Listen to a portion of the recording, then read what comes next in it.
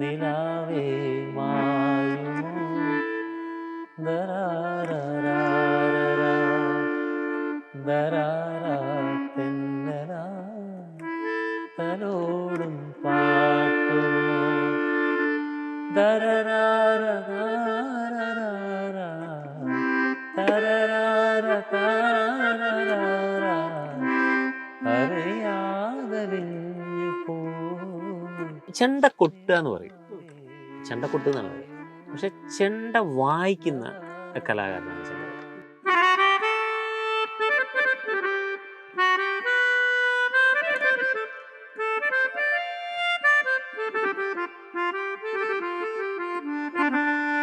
എല്ലാ മത്സരങ്ങൾക്കും കോളേജിലുള്ളവർ പങ്കെടുക്കും, ഒന്നും കിട്ടില്ലായിരിക്കും. പറയുന്ന സംഗീത കോളേജാണ്. ഈവൻ ക്ലാസിക്കൽ മ്യൂസിക്കിനടക്കം കിട്ടില്ല. ആരോ മൂളിയൊരീണം കാറ്റിൻ ഈരടി കവിതകളായി. ഇപ്പൊ ഗുരുവായൂർ സംഗീതോത്സവം, അവിടെ വരുന്നവർക്ക് 5 പൈസ കൊടുക്കണ്ട. ഇതുകൊണ്ട് ജീവിക്കുന്ന ആൾക്കാരാ. ഇതെന്താ പറയുക, ഭക്തിയെ മിസ്യൂസ് ചെയ്യാണ് അവിടെയുള്ള ആൾക്കാർ.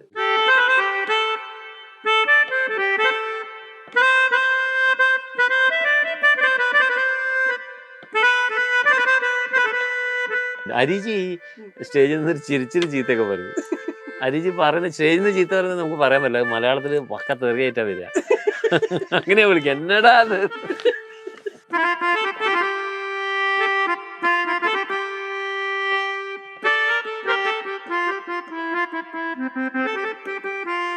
ഇത് എന്ത് ഭാഷ വേണമെന്നുള്ളത് പറയാൻ അറിയുന്നില്ല. സാർ ഇത് 2 കൈ കൊണ്ടൊന്ന് അടിക്കൂ പറഞ്ഞത്. ഞാൻ 1 കൈ കൊണ്ടാണ് അടിക്കുക പറഞ്ഞു. അല്ല എന്നാലും വെറുതെ അടിക്കുക പറഞ്ഞു. അപ്പം ഞാൻ 2 കൈ കൊണ്ട് അടിച്ചിട്ട് ആ 10 പേരിൽ ഇതിലൊന്ന് അമർത്തു. ആ ഇതാ വേണ്ടത്.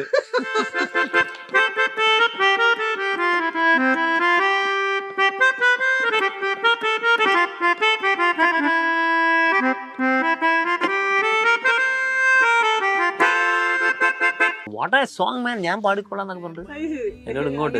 ഞാൻ പാടും തരുമെന്ന് പറഞ്ഞു. ശങ്കർ സാർ അത് പാടി. നിർമാല്യ രൂപൻ നിന്നോട് ചേരും യാമം ശ്രീമയമല്ലേ പ്രേമം മായികമല്ലേ പാടൂ.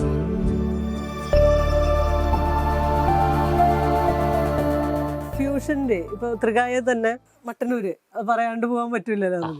പുള്ളി ഇത്രയും പ്രായമായിട്ടുള്ള ഒരാള് ഇങ്ങനൊരു പുതിയ എന്താ പറയാ ഫ്യൂഷൻ എന്ന് പറയുന്നൊരു കോൺസെപ്റ്റിന്റെ അകത്തേക്ക് നേരത്തെ വന്നിട്ടുണ്ട്. ഓഫ് കോഴ്സ് അതിങ്ങനെ കൊടുക്കൽ വാങ്ങലോ ലൈവിൽ ഇങ്ങനെ നടന്നുകൊണ്ടേ ഇരിക്കണല്ലോ. കമ്മ്യൂണിക്കേഷൻ ഭീകരമായിരിക്കണല്ലോ. നിങ്ങളുടെ നോട്ടത്തിലൊക്കെ നമ്മൾ അത് ഓഡിയൻസ് പിടിച്ചെടുക്കുന്നുണ്ട്. ഇത് pre plan script means script in the sense അടുത്തത് കഴിഞ്ഞത് അങ്ങനെ തീരുമാനിച്ചിട്ടാണോ അതോ ഓൺ ദ സ്പോട്ട് പരിപാടിയാണോ? അതായത് തൃകായ എന്ന് പറഞ്ഞ ബാൻഡിൽ ഞങ്ങൾ കുറച്ച് സാധനങ്ങൾ സെറ്റ് ചെയ്ത് വെച്ചിട്ടുണ്ട്. അത് ഞങ്ങൾ പ്രാക്ടീസ് ചെയ്തിട്ടുണ്ട്. പക്ഷെ സ്റ്റേജിൽ സംഭവിക്കുന്നത് ആ ഒരു ഉണ്ടാക്കിയ ചട്ടക്കൂടിൽ നിന്ന് മാറിപ്പോകുന്നത് ഞാൻ പറഞ്ഞല്ലോ മനസ്സിന്റെ അല്ലെങ്കിൽ ഞങ്ങളെ കൂട്ടായ്മയുടെ സംസ്കാരത്തിൽ നിന്ന് വരുന്നതാണ്. ശങ്കരേട്ടൻ എന്താന്ന് വെച്ചാല് ചെണ്ട കൊട്ടുക എന്ന് പറയും, ചെണ്ട കൊട്ടുക എന്നാണ് പറയുക. പക്ഷെ ചെണ്ട വായിക്കുന്ന കലാകാരനാണ് ശങ്കരേട്ടൻ. അതിന് എക്സാമ്പിൾ ഞാൻ ഭാഷയുണ്ട്. അതായത് ഇപ്പം സക്കീർ ഹുസൈൻ സാറിൻ്റെ കൂടെ തബലയാണല്ലോ വായിക്കുക. തബലയുടെ കൂടെ ചെണ്ട അദ്ദേഹം വായിക്കുമ്പോൾ തബല പോലെ തോന്നും. എന്നാൽ അദ്ദേഹം പ്രാക്ടീസ് ചെയ്യുന്ന രീതിയും എല്ലാം ഉണ്ട് ശങ്കരേട്ടനെ പോലെ ഒരു പ്രതിഭ ശരിക്കും ചെണ്ടയിൽ മറ്റ് മേഖലയിലൊക്കെ പലരും ഉണ്ടാവാം. ശങ്കരേട്ടൻ തന്നെ പറയുന്ന മഹാരഥന്മാരുണ്ട്, അവരൊക്കെ ഉണ്ട്. പക്ഷെ ഇങ്ങനെ ഒരു ഉപകരണത്തിന് നമുക്കൊരു ലാളിത്യത്തിൽ കൊണ്ടുപോകുന്ന ഒരു കലാകാരൻ ഞാൻ കണ്ടത് ശങ്കരേട്ടൻ തന്നെയാണ്. അപ്പോൾ എന്തായാലും കൊട്ടിപ്പോൾ ഞാൻ പറയണ്ട, ഞാൻ എല്ലാവരും ചൊല്ലണെന്ന് പറഞ്ഞ പാടുണ്ട്. അത് വായിക്കുമ്പോൾ ഒരു തബല പോലെ വായിച്ചു വരും. ഒരു കൊട്ട അങ്ങനെ വായിക്കും അവരൊക്കെ. പിന്നെ അതിൻ്റെ ഏറ്റവും വലിയ കാര്യം എന്താ വെച്ചാൽ അനുഭവങ്ങളിൽ നിന്നും ഒരു സംഗീതവും മോശമല്ല, അല്ലെങ്കിൽ എല്ലാത്തിനും കൂടാം എന്നൊക്കെ അവർ കാണിക്കുന്ന ഒരു മാതൃകാ പുരുഷന്മാർ. ഇപ്പം ഞങ്ങളുടെ തൃകായ ഒരു പരിപാടിക്ക് മഹാരഥനായ ഉമയാൾപുരം ശിവരാം സാർ ഉണ്ടായിരുന്നു, മൃദംഗം. അദ്ദേഹം ഞാൻ ഒരു കൊട്ട പൊന്ന് വായിക്കുമ്പോൾ വായിച്ചു, അതും കലാമണ്ഡലത്തിലെ ഒരു കൊട്ട ജങ്കച്ചിട്ടോ ചങ്കച്ചിൻ അങ്ങനെ വായിച്ചു തന്നു എനിക്ക്. അപ്പൊ അവരുടെയൊക്കെ ആ മനസ്സ് എന്താ പറയാ, അതൊക്കെ ഒരു നമ്മള് ഇങ്ങനെ സംസാരിക്കാൻ പറ്റും മ്യൂസിക്കിൽ കൂടെ സ്റ്റേജിൽ പിന്നെ അല്ലേ? ഞാൻ ഇഷ്ടപ്പെടുന്നത് എന്താണെന്ന് പറയുക, എനിക്ക് ജനങ്ങൾ അവർ ചീത്ത പറഞ്ഞാലും അവർ പറയുന്ന അവർക്ക് വേണ്ടി ചെയ്യുമ്പോൾ നമുക്ക് ഉണ്ടാകുന്ന ഒരു സംതൃപ്തിയാണ് ഏറ്റവും വലുത്. അവരെന്ത് പറഞ്ഞാലും ഞാൻ വായിക്കും. ഇപ്പം അതെന്താണെന്ന് പറയുക, ഇപ്പം ഏത് സിനിമ പാട്ട് പറഞ്ഞു കഴിഞ്ഞാൽ എനിക്ക് വായിക്കാൻ പറ്റുന്നത് എന്താ വെച്ചാൽ, ഞാൻ ഈ ഗാനമേളയ്ക്കും ഈ പാട്ട് കേട്ട്, അതാ ഞാൻ പറഞ്ഞത് ഗുരുക്കന്മാരാണ് ഗാനമേള പാട്ടുകൾ എന്ന് പറഞ്ഞത്. അതുകൊണ്ട് എനിക്ക് വലിയൊരു ഗുണമുണ്ട്. ഇപ്പോഴത്തെ ആൾക്കാർക്ക് ചിലപ്പോൾ അതുണ്ടാവില്ല. സലിൽ ചൗധരിയുടെ പാട്ട് വായിക്കാൻ പറഞ്ഞാൽ ചിലപ്പോൾ പറ്റുണ്ടാവില്ല. അങ്ങനെയുണ്ട്. അല്ലെങ്കിൽ വേറെ അതിന്റെ ഒപ്പം തന്നെ നമ്മളും ആൾക്കാരെന്താ നിങ്ങൾ ഇഷ്ടമുള്ളത് പറയൂ, ഞാൻ അത് വായിക്കാന്ന് പറയുമ്പോൾ അത് പറയാനൊരു ധൈര്യം വേണം. കാരണം അവര് പറയുന്നത് എന്താന്നുള്ളത് മനസ്സിലാവാൻ. വളരെ വ്യത്യസ്തമായിട്ടുള്ള പാട്ടുകൾ ചെയ്തിട്ടുള്ള, ഒരുപാട് നല്ല പാട്ട് ചെയ്തിട്ടുള്ള MG രാധാകൃഷ്ണൻ സാറ്, അദ്ദേഹത്തിന്റെ രസനയുടെ പാട്ടാണ്.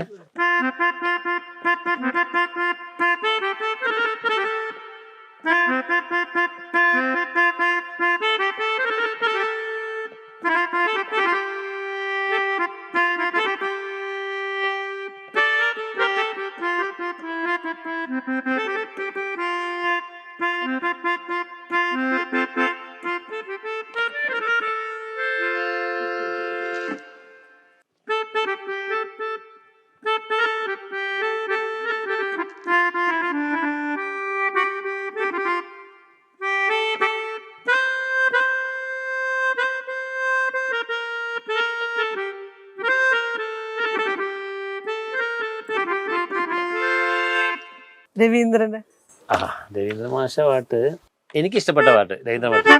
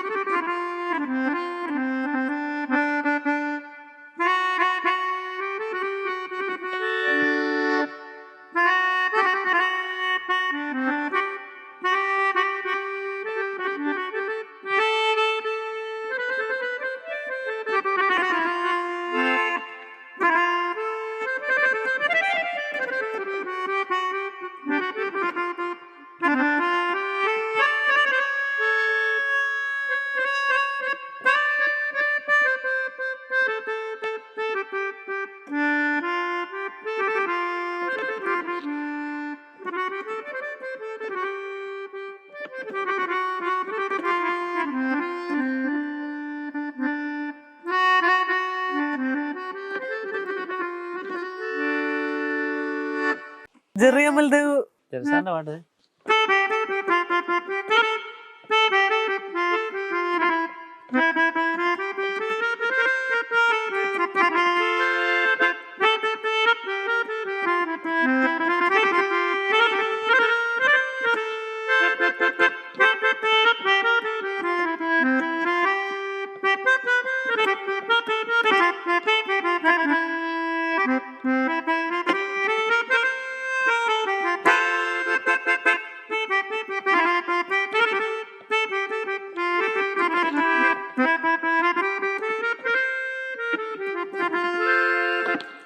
വിദ്യാരമാഷത്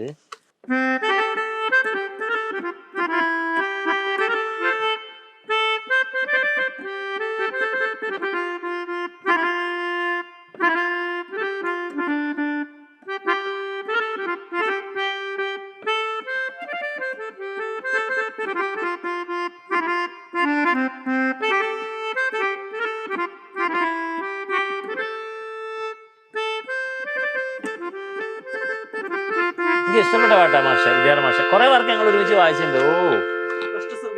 അഷ്ടസ്വർഗ്ഗങ്ങള് നല്ല പാട്ടാ, ഉഗ്രം പാട്ടാ, എല്ലാ പാട്ടും മാഷ് ചെയ്തതെല്ലാം കിടലം പാട്ടുകളാ. നല്ല ഭക്തിഗാനങ്ങളൊക്കെ വളരെ ചുരുക്കം പാട്ടാണ് ചെയ്തത്. പക്ഷെ ഞങ്ങളന്ന് ഗാനമേളയ്ക്കൊക്കെ ഒരുപാടെടുത്ത ഉഗ്രം പാട്ടാ.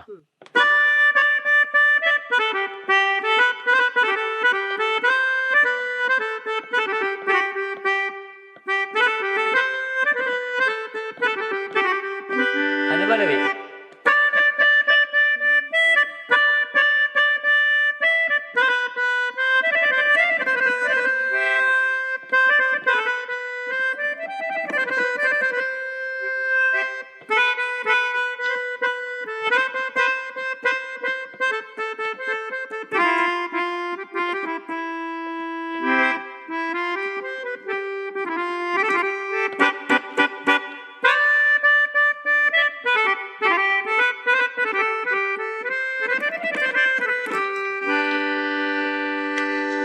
കിടലൻ പാട്ടത്, ഉക്കരം പാട്ട്. എം ജയചന്ദ്രൻ. എം ജയചന്ദ്രന്റെ മറ്റേ പാട്ടയാ.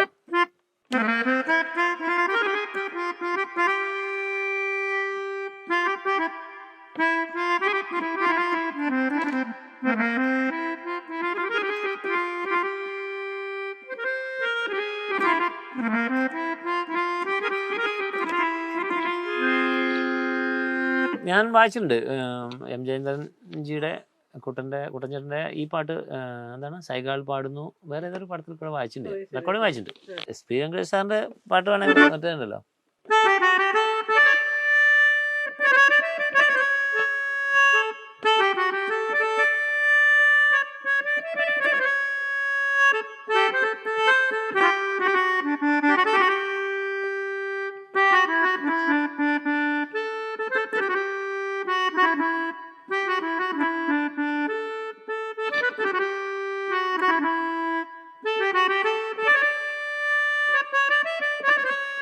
ഈ സ്കൂൾ കോളേജ് കാലങ്ങളിലെ മത്സരങ്ങൾക്ക് വോക്കലും പങ്കെടുത്തിട്ടുണ്ട് അല്ലേ, ലളിതഗാനങ്ങള്?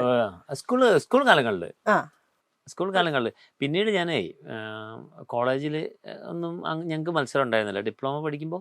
പക്ഷെ അതിനൊക്കെ കുറേ കാലത്തിന് ശേഷം ഈ കോളേജ് ഡിഗ്രി ആക്കിയതിനു ശേഷം ഇവർക്ക് ഈ ഇന്റർ സോൺ, എ സോൺ, മറ്റേ അങ്ങനെ സോണുകളൊക്കെ ഇല്ലേ, അതിനുണ്ടായിരുന്നു. അപ്പം ഞാനൊരു ദിവസം എൻ്റെ സുഹൃത്ത് സുധീർ എന്ന് പറഞ്ഞ ഘടം പ്ലെയർ, കേരളത്തിലെ നല്ല ആർട്ടിസ്റ്റ്, അപ്പം അദ്ദേഹം പറഞ്ഞ ഞാൻ കോളേജിൽ പോയപ്പോൾ വേറൊരു കോമഡി എന്താ അറിയോ, എല്ലാ മത്സരങ്ങൾക്കും കോളേജിലുള്ളവർ പങ്കെടുക്കും, ഒന്നും കിട്ടില്ല അവർക്ക്. പറയുന്ന സംഗീത കോളേജാണ്, ഈവൻ ക്ലാസിക്കൽ മ്യൂസിക്കിനടക്കം കിട്ടില്ല. അങ്ങനെയാണ് സ്ഥിതി. ഇൻസ്ട്രുമെന്റിന് കിട്ടില്ല, വയലിന് കിട്ടില്ല, ഒന്നിനും കിട്ടില്ല. ഇവർക്ക് ഒന്നും എന്താണെന്നറിയില്ല. അവിടുന്ന് അത് കൊണ്ടുപോകണമെന്ന് ഒരു പക്ഷേ അധ്യാപകർക്ക് താല്പര്യം ഉണ്ടാവില്ല, അവരതിനു വേണ്ടി മെനക്കേടില്ല. ഞാൻ പറഞ്ഞല്ലോ അവിടെ കുറെ പ്രശ്നങ്ങളുണ്ട്. അപ്പോൾ ഞാൻ പറഞ്ഞു, അങ്ങനെ ഞാൻ സുധീറിനോട് പറഞ്ഞിട്ട് സുധീർ മുൻകൈ എടുത്തിട്ട് അന്നത്തെ പ്രിൻസിപ്പലും കൂടെ ശശികല ടീച്ചർ എന്താ പ്രിൻസിപ്പൽ, ഞാൻ കുറച്ച് കുട്ടികളൊക്കെ വെച്ചിട്ട് അവർക്ക് വേണ്ടി ഒരു പാട്ട് ലളിതഗാനം ഉണ്ടാക്കി, ഒരു പുതിയ പാട്ട്, ആണിനും പെണ്ണിനും ഒരു ഗ്രൂപ്പ് സോങ് ഉണ്ടാക്കി. പിന്നെ ഗാനമേള എന്ന് പറഞ്ഞു കഴിഞ്ഞാൽ നമ്മൾ എന്തെങ്കിലും ഓൺ സാധനങ്ങൾ വായിക്കുകയാണ്, അത് അത്രയും സാധനങ്ങൾ ഞാൻ ഇടപെട്ടു. ഇതിനൊക്കെ ഇൻട്രസോൺ വരെ ഫസ്റ്റ് ആയിരുന്നു, അവർക്ക് വേണ്ടി ഉണ്ടാക്കിയ പാട്ടാട്ടോ. അപ്പോൾ അന്ന് ഞാൻ ലളിതഗാനം ഒരു പാട്ട് ഫീമെയിൽ സിംഗറിനായിട്ട് ഉണ്ടാക്കിയത് നമ്മളുടെ അന്ന് ഇവിടെ കളക്ടറായിരുന്നു Mohan sir, KV Mohankumar sir. അപ്പം അദ്ദേഹം ഒരു പാട്ട് എഴുതിയിട്ട് തന്നു.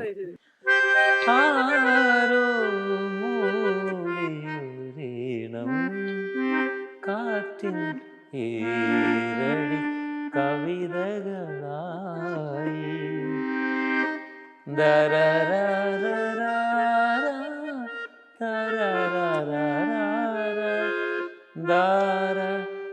കവിതകളായി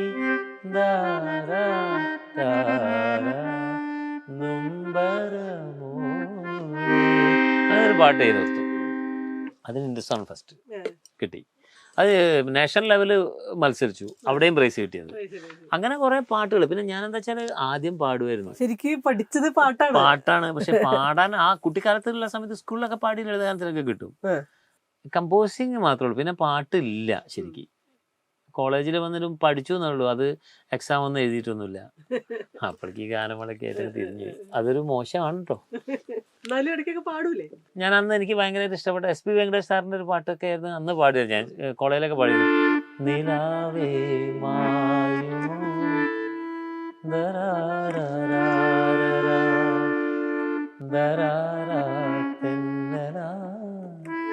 തലോടും പാട്ടുമോ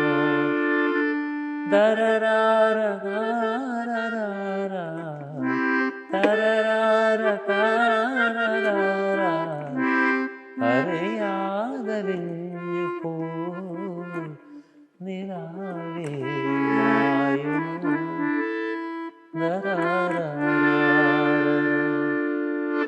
ദര തരര തരരര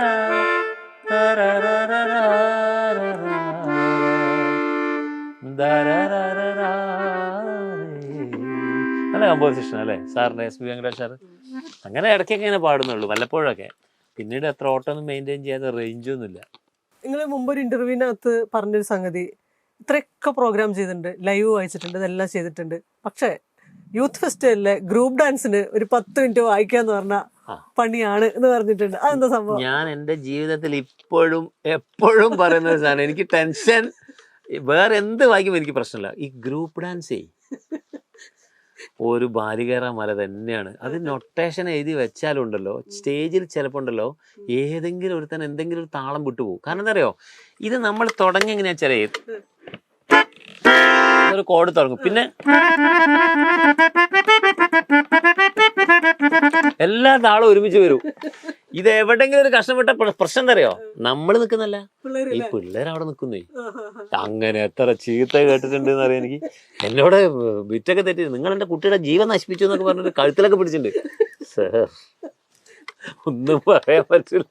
അതെന്താന്നറിയോ, ഒരു സമയത്ത് ഐറ്റങ്ങളെ പാൽക്കാരി, ചൂൽക്കാരി, തൈരുകാരി, വടക്കാരി, അങ്ങനെ ഒരു 50 കാരി ഞാനും എൻ്റെ കൂടെ ജാഫറും പാലക്കാടിൽ തന്നെയാണ്. അപ്പം ഞങ്ങൾ രണ്ടുപേരും ഉണ്ടാവും ഇതിന്. അപ്പം ഞങ്ങൾ ഇതൊക്കെ എഴുതി വെച്ച് ഒരു ബുക്കിൽ പാൽക്കാരി എടുത്തേക്കും, ചൂൽക്കാരി അപ്പുറത്ത്. ഇത് എന്തോ ഒരു കാര്യം എന്നാണ്, പേജ് മറിഞ്ഞുപോയി, പാട്ടിന്റെ പേജ് മറിഞ്ഞു. ഞാൻ തുടങ്ങി അതിങ്ങനെ ഇടുക, ഇങ്ങനെ ഒരു ടൈം വരും, ട്രിപ്പിൾ ടൈമിന്റെ പിന്നെന്താ പറയാ, കുട്ടീനെ നോക്കാൻ നമുക്ക് പറ്റില്ല, നമ്മൾ നൊട്ടേഷൻ നോക്കി അങ്ങനെ വായിക്കാം, തര ഇതേ നോക്കാം. അവിടെ അവിടെ അച്ഛൻ മരിച്ചാൽ നമുക്ക് തിരിഞ്ഞു നോക്കാൻ സമയം ഉണ്ടാവില്ല. അങ്ങനെ അത്രയും ടെൻഷനായത് ബാലികേറാൻ മലയാ. അപ്പൊ നമ്മളിതിങ്ങനെ വായിക്കുമ്പോ ഇത് കർട്ടൻ പൊന്തി ഞാൻ തുടങ്ങി, ഇവൻ ടട്ടു തുടങ്ങി. കുറച്ച് കഴിഞ്ഞ് എന്തോ ഒരു ലേശം മുന്നോട്ട് പോകും, കുട്ടി അങ്ങനെ തന്നെ അങ്ങനെ സ്റ്റേജിന്റെ മേലെ. ഞാൻ പാട്ട് മാറിപ്പോയി, പാൽക്കാരിക്ക് പകരം ചൂൽക്കാരിയായിട്ട്. അപ്പൊ പിന്നെ ചെയ്യുന്നത്, എന്റെ കഴുത്തെത്താൻ ബാക്കിൽ നിന്ന് ഇങ്ങനെ പിടിച്ചിട്ടേ, നിങ്ങൾ എന്റെ കുട്ടിയുടെ ജീവൻ നശിപ്പിച്ചു. ഞാൻ തിരിയാൻ വരെ അപ്പൊ കൂട്ടത്തിൽ എല്ലാത്തിനെയും പിടിച്ചു. ഒരുത്തൻ തബല വായിക്കുന്ന നൊട്ടേഷൻ താഴെ വെച്ചു, ഇങ്ങനെ തന്നെ അവന്റെ തല ഇതുവരെ പൊന്തിയില്ല.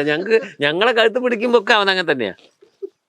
ഇങ്ങനെ ഒരു സംഭവം ഉണ്ടായിട്ട് എനിക്ക് അയ്യോ, ഒരു ഡാൻസ് കറക്റ്റായിട്ട് വായിച്ച് തീർത്താല് കിട്ടുന്നൊരു സംതൃപ്തി ഉണ്ടല്ലോ, അമ്മേ. അതിന് പ്രൈസ് കിട്ടി അതൊക്കെ വേറെയാ. എന്തെങ്കിലും ഗുലുമാല് മതിന്നേ. ഒരു പ്രാവശ്യം കീബോർഡ് കണക്ട് ചെയ്ത് വായിക്കുമ്പോൾ, അത് കോഴിക്കോട് എവിടെ തന്നെയാണ്, കീബോർഡ് ഡാൻസ് കളിക്കുന്ന കുട്ടി കേബിളിന്റെ മേലെ കൂടെ കേബിൾ അറ്റുപോയി. കീബോർഡിന് കേബിൾ പോയ പിന്നെ ശബ്ദമല്ലല്ലോ, ആരോട് പറയാൻ ഡാൻസ് നിന്നു. ഇത് വലിച്ചങ്ങോട്ട് ശബ്ദം എല്ലാം പോയി. ഞാൻ പറഞ്ഞു കീബോർഡ് പോയി. മാഷ് ഇതന്നെ അടി തന്നെ. എൻ്റെ അമ്മേ, ആലോചിക്കാൻ പോയി ആ ഡാൻസ് കേട്ടോ. ഡാൻസ് എൻ്റെ അടുത്ത് ഇത്ര അട്ടി ബുക്കുണ്ട് ഡാൻസിന്റെ, നൊട്ടേഷൻ എഴുതിയത്. അഹല്യ, പെരുന്തച്ചൻ എന്നൊക്കെ പറഞ്ഞിട്ട്. അയ്യോ, ഡാൻസിന് വായിക്കുന്നതിന്റെ അത്ര ഞാൻ കളിച്ചിട്ടുണ്ട് പണ്ട്. അതൊക്കെ എപ്പോഴും എല്ലാരും കളിച്ചൊരു സാധനമാണ് അഹല്യ അല്ലെ, ജിമിക്കിന്ന് എന്തൊക്കെ പറഞ്ഞിട്ട്. പെരുന്തച്ചൻ, പുള്ളോത്തിയൊക്കെ എൻ്റെ അടുത്തുണ്ട്. ഞാൻ കമ്പോസ് ചെയ്തിട്ടുണ്ടായിരുന്നു. ഞാൻ കമ്പോസ് ചെയ്തൊരു പാട്ടാണ്, കുപ്പിവള വിൽക്കുവാൻ വന്ന പെണ്ണ് ഞാൻ. ആ പാട്ട് ഞാൻ കമ്പോസ് ചെയ്താ. കുട്ടനാട് കുറെ പാട്ട് ചെയ്തിട്ടുണ്ടങ്ങനത്തെ. പിന്നെ ചാരായക്കാരി എന്ന് പറഞ്ഞാൽ ഞാൻ ചെയ്തായിരുന്നു, അത് കുരിശായി പോയി. ഇതൊന്നും പ്രശ്നമില്ലാത്ത അതിലും പ്രതിഭകളുണ്ട്. ഇവിടെ ഒരു കുമാരി ടീച്ചർ ഉണ്ടായിരുന്നു. ടീച്ചർക്ക് എന്ത് വിറ്റ് തെറ്റിയാലും പ്രശ്നമില്ല. ടീച്ചർ വായ കൊണ്ട് അത് ബിറ്റൊക്കെ പാടി ജ്ഞാനസ്ഥയാണ് ടീച്ചർ, പോയിക്കോളൂ. മറ്റൊരു ബിറ്റ് കറക്റ്റ് അല്ലേ നിൽക്കും, ഭയങ്കരാണ്. അപ്പോ ഡാൻസ് പരിപാടി അല്ലാണ്ട് വലിയ പ്രോഗ്രാംസ് ഇതുപോലെ അബദ്ധങ്ങൾ പറ്റിയിട്ടുണ്ടോ? വല്യന് പറ്റും. അതായത് ചിലപ്പം ഈ ഒരു ട്രാൻസ്പോസ് ഞാൻ പറഞ്ഞില്ല, ശ്രുതി മാറ്റലൊക്കെ. ശ്രുതി ചിലപ്പം കഴിഞ്ഞ പാട്ടിന് ചിലപ്പം നമ്മള് ഇപ്പൊ വെണ്ണിലവേ എഫ്, അപ്പൊ അതിന്റെ മുന്നിലത്തെ പാട്ട്. ഇപ്പൊ എനിക്ക് എഫ് വായിക്കാൻ കംഫർട്ട് അല്ലേ, ഞാൻ ചിലപ്പോ ഈക്കാണെങ്കിൽ അപ്പൊ ഈ എന്നുള്ളത് എഫ് ഞാൻ അരനോട്ട് കുറച്ച് വെക്കും. ചിലപ്പോ അടുത്ത പാട്ട് തുടങ്ങുന്നത് മറന്നു പോകും, ഇത് മറന്നു പോകും. അങ്ങനെ ഞങ്ങൾ ഈ പാട് ഒരു ട്രാൻസ്ഫർ ചെയ്തിട്ട് ഞാൻ ഇവിടെ വായിക്കേണ്ടത് ഞാൻ ഇവിടെ അങ്ങനെ പോയി അരനോട്ട് കുറഞ്ഞത്, ഗിറ്റാർ ഒറിജിനൽ സ്ഥലത്ത്. ഇതൊക്കെ സംഭവിച്ചിട്ടുണ്ട്. പിന്നെ ചില ബെൻഡറൊക്കെ മാറിയിട്ട്, ഇപ്പം ബെൻഡർ എന്ന് പറയുമ്പോ എന്നുള്ളത് ടാ ആക്കുമല്ലോ, അത് ചില ബിറ്റൊക്കെ വായിക്കുമ്പോ അപ്പൊ ഈ ടാ എന്നുള്ളത് ഇത് ഇങ്ങോട്ട് തട്ടു. ഇത് ചിലപ്പോ ഒരു ഒക്ടേവ് കയറി കിടക്കണം, ടടു ഒരു സാധനം കേൾക്കും. പിന്നെ ഈ പറഞ്ഞ 10 വെളുപ്പിന് ആ ഡിങ്കില്ലേ, അത് എത്ര ടെമ്പോല് ആണെങ്കിൽ അത് വരിക. അത് ടെമ്പോ കൂടിയപ്പോ സാധനം പാടാൻ പറ്റില്ല. ഗാനമേളക്കൊക്കെ ഇഷ്ടമാകും പോലെ ഒരുപടി ഡാൻസിനും അതെന്തായാലും ഉണ്ടാവും. പക്ഷെ അരിജിയുടെ പരിപാടിക്ക് പറ്റിയിട്ടുണ്ട്. അരിജി സ്റ്റേജിൽ നിന്ന് ചിരിച്ചിരി ചീത്തയൊക്കെ പറയും. അരിജി പറയുന്നത് സ്റ്റേജിൽ നിന്ന് ചീത്ത പറയുന്നത് നമുക്ക് പറയാൻ പറ്റില്ല. മലയാളത്തിൽ പക്ക തെറിയായിട്ടാ വരിക. അങ്ങനെയാ വിളിക്കുക, എന്നടാ അത് ഒരു കോഡിന് മൂപ്പർക്ക് ശ്രുതി കിട്ടില്ല. ശ്രുതി പറയാം, അവനൊരു കോഡ് ഞാനൊരു കോഡൊക്കെ കൂടെ എന്നടാ അത് തെറിയ പിന്നെ പറയാം. അങ്ങനെ കുറെ ഉണ്ടായിട്ടുണ്ട്. അതുണ്ടാവും. അതൊക്കെ ഇതിന്റെ ഒരു പാർട്ട് ഓഫ്. ശബ്ദം മാറിപ്പോവുക, ചില സ്ഥലത്ത് കീബോർഡൊക്കെ പരിചയമില്ലാതെ ചില കീബോർഡ് കിട്ടുമ്പോൾ നല്ല കോടൊക്കെ ഇടിയൊക്കെ എന്നൊക്കെ അതൊക്കെ ഉണ്ടായിരുന്നു. പിന്നീടൊക്കെ പാടി. ഇതൊക്കെ അനുഭവങ്ങളാ. നിങ്ങൾ കമ്പോസ് ചെയ്തിട്ടുണ്ടല്ലോ, 1-2 സിനിമകൾക്കും ആൽബങ്ങളും ഒക്കെ കമ്പോസ് ചെയ്തിട്ടുണ്ട്. ബാക്ക്ഗ്രൗണ്ട് മ്യൂസിക്കും ചെയ്തിട്ടുണ്ട്. ഞാൻ ഈ അങ്കമാലി ഡയറീസ് എന്നൊക്കെ പറഞ്ഞ പടമൊക്കെ ബാക്ക്ഗ്രൗണ്ട് കുറെ വായിച്ചു. നടൻ എന്നൊക്കെ പറഞ്ഞ കുറെ വായിച്ചിട്ടുണ്ട്. ഈ അത്തരം, അതായത് ഇതുപോലെ ഒന്നും അല്ലല്ലോ സിനിമയിലെ ഒരു സംഗതി, അതിന്റെ സിറ്റുവേഷൻ, അതിന്റെ മൂഡ് അല്ലേ, ഇതൊക്കെ വെച്ചിട്ട് വേറെ പരിപാടിയാണല്ലോ ബാക്ക്ഗ്രൗണ്ട് മ്യൂസിക്, സിനിമയിലെ മ്യൂസിക് എന്ന് പറയുന്നത്. ഇതിൽ നിന്ന് എങ്ങനെയാ അത് വ്യത്യാസമാണ്? സത്യം പറഞ്ഞു കഴിഞ്ഞാല് ഞാൻ ആളെ പറയില്ല, ഞാനൊരു റീ റെക്കോർഡിങ്ങിന് പോയപ്പോ ഹാർമോണിയം ആയിട്ടാ പോയത്. ഒരു പുതിയ മ്യൂസിക് ഡയറക്ടർ. അപ്പം എന്നോട് പറഞ്ഞു, പിന്നെ ഞാൻ അവിടെ പോയപ്പോൾ ഞാൻ കോൾ ഷീറ്റൊക്കെ പറഞ്ഞു ഇങ്ങനെ. അപ്പം ഞാൻ അവിടെ പോയപ്പം ഇയാളെടുത്ത് പൊരിഞ്ഞ വായനയാണ്. ഞാൻ ആദ്യമായിട്ട് കാണാണല്ലോ. കാരണം ഇംപ്രസ് ചെയ്യിക്കാൻ വേണ്ടിയിട്ട് ബൂത്തിലിരുന്ന് തകർപ്പ് വായന എന്നൊക്കെ പറഞ്ഞു, കട്ട വായന. ഞാൻ വായിച്ച് ക്ഷണിച്ചു. മൂപ്പൻ അങ്ങോട്ട് നോക്കിയിട്ടേ ഇല്ല. ബൂത്ത് ഇപ്പുറത്ത് ഇരുന്നിട്ട് എന്നെ നോക്കിയിട്ടേ ഇല്ല. ഞാൻ വായിച്ച് നിർത്തിയപ്പോൾ എന്നാൽ നമുക്ക് എടുക്കാം സാർ ചോദിച്ചു. എടുക്കാറുണ്ട്. അപ്പോൾ ഇതാണ് വേണ്ടത്. അപ്പം ഞാൻ അപ്പം എന്നോടൊക്കെ എൻ്റെ മനസ്സിൽ വരുന്ന ചെറിയ സാധനമൊക്കെ ഉണ്ടല്ലോ, ഞാൻ അതൊക്കെ മൂപ്പർക്ക് അതൊന്നും വേണ്ട. അപ്പം എന്നോട് അപ്പം എൻ്റെ അടുത്തേക്ക് വന്നു, നമുക്ക് ഇത് എന്ത് ഭാഷ വേണമെന്നുള്ളത് പറയാൻ അറിയുന്നില്ല. നോക്കിയിട്ട് സാർ ഇത് 2 കൈ കൊണ്ടൊന്ന് അടിക്കൂ പറഞ്ഞത്. ഞാൻ ഒരു കൈ കൊണ്ടാണ് അടിക്കുക പറഞ്ഞു. അല്ല എന്നാലും വെറുതെ അടിക്കുക പറഞ്ഞു. അപ്പം ഞാൻ 2 കൈ കൊണ്ട് അടിച്ചിട്ട് ആ 10 പേരിൽ ഇതിലൊന്ന് അമർത്തു. ഇതാ വേണ്ടത്. അതൊരു സീനിന് വേണ്ടിയിട്ട് അതാണത്ര വേണ്ടത്. ഞാനത് വായിച്ചു കൊടുത്തു. അപ്പോ എന്നെ 2 ദിവസത്തേക്കായിരുന്നു ബുക്ക് ചെയ്തത്. ഞാനൊരു അരമണിക്കൂർ ഇതൊക്കെ കഴിഞ്ഞ് ഞാൻ 2 ദിവസം കോൾ ഷീറ്റ് വാങ്ങി പോയി. അവർക്കതാ വേണ്ടത്, എന്താ ചെയ്യാ. ആളെ പേര് പറയുന്നില്ല, ഇനിയിപ്പോ വർക്ക് കിട്ടണ്ടാണ്. അപ്പൊ അങ്ങനെ അത്രയൊക്കെ ഉള്ളൂ. പിന്നെ എന്തൊക്കെ അങ്ങനത്തെ അപശബ്ദങ്ങൾ എന്ന് പറയാൻ പറ്റില്ല. പക്ഷെ വേറെ കാര്യം എന്താ അറിയോ, ഇത് ഞാൻ തന്നെ ഇത് ഞാനന്ന് വായിച്ചാണല്ലോ എന്ന് തോന്നും അവർ ചെയ്തു വരുമ്പോ. അത് പറഞ്ഞ സോഫ്റ്റ്വെയർ ടെക്നിക്കലൊക്കെ വരുമ്പോഴേ. പക്ഷെ നമുക്ക് പോയത് ഇങ്ങനെയായിരുന്നു. അങ്ങനെയായിരുന്നു അതിന്റെ കാര്യം. എനിക്ക് വർക്ക് ചെയ്യാൻ ഇഷ്ടം സീനിയേഴ്സിന്റെ കൂടെയാണ്. അപ്പം ഔസേപ്പച്ചൻ ചേട്ടൻ എൻ്റെ കൂടെയൊക്കെ വർക്ക് ചെയ്യുന്ന സുഖം. കാരണം എന്താ പറയുക, നമ്മൾ വായിക്കുന്നതേ മനസ്സിലാക്കും അവര്. ഞാൻ നടനൊക്കെ നല്ല പാട്ടൊക്കെ ഉണ്ടല്ലോ, ഒറ്റയ്ക്ക് അങ്ങനത്തെ പാട്ടുകൾ കുറെ പാട്ട് അല്ലെല്ലാം നല്ല പാട്ടാ. അവര് എന്താ പറയാ, മ്യൂസിക് ഭയങ്കര രസമാണ് വർക്ക് ചെയ്യാൻ. നമുക്ക് അങ്ങനെ രണ്ടും എനിക്ക് ഇഷ്ടപ്പെട്ടു. നൊട്ടേഷൻ തന്നെ അതിനകത്ത് നമ്മുടെ ഇൻപുട്സ് ഉണ്ടാവോ? അതായത് അവര് ഓരോ മീൻസ് നമ്മുടെ അപ്പൊ ഞാൻ പറയട്ടെ, എനിക്ക് ഞാൻ ഇന്നേ വരെ വായിച്ച റെക്കോർഡിങ്ങിനൊക്കെ തന്നെ എനിക്ക് നൊട്ടേഷൻ തന്നെ ഞാൻ ഇതുവരെ വായിച്ചിട്ടില്ല. ഞാൻ എന്നോട് ഇങ്ങനെ പറയും, ഇപ്പം രമേശ് ജിയുടെ പാട്ടുകൾ, രമേശ് നാരായണ സാറിന്റെ പാട്ടൊക്കെ എന്നോട് ഇങ്ങനെ പറഞ്ഞുതരും, എടാ ഇതാണ് എന്ന് പറയും. അന്യർ എന്ന് പറഞ്ഞൊരു പടം, അന്യർ മലയാളത്തിലുണ്ടായിരുന്നു, ലെനിൻ്റെ സാറിന്റെ അനുരാഗമാനന്ദ എന്നൊരു പാട്ട് ദാസാറ് പാടിയതാ. അനുരാഗമാനന്ദ അധികാരം കുറം പാട്ടാ, സൗഗന്ധികം. അപ്പൊ അതൊക്കെ മരിച്ചുപോയി. കണ്ണനായിരുന്നു പ്രോഗ്രാം ചെയ്തേക്ക് പോകുമ്പോൾ, കണ്ണൻ ബെന്നി, ഞങ്ങൾ ആ ഒരു ബെൽറ്റായിരുന്നു.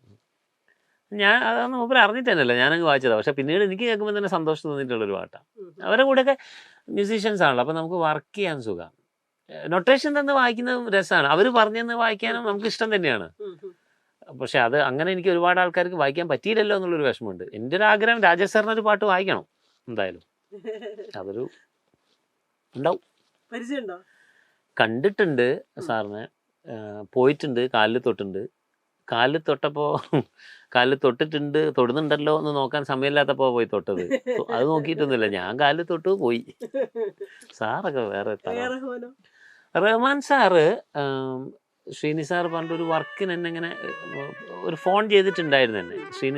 ശ്രീനിവാസൻ ഒരു ഇങ്ങനെ ഒരു പാട്ടിൽ നിന്ന് കണ്ടു. പക്ഷെ അന്ന് എന്നെ കിട്ടിയില്ല, വിളിച്ചത്. എനിക്കൊരു കുഴപ്പമില്ല, ഞാൻ 10 മണി കഴിഞ്ഞ് ഞാൻ ഓഫ് ചെയ്യും. ഇവരൊക്കെ നട്ടപ്പാതിരക്കാണ്.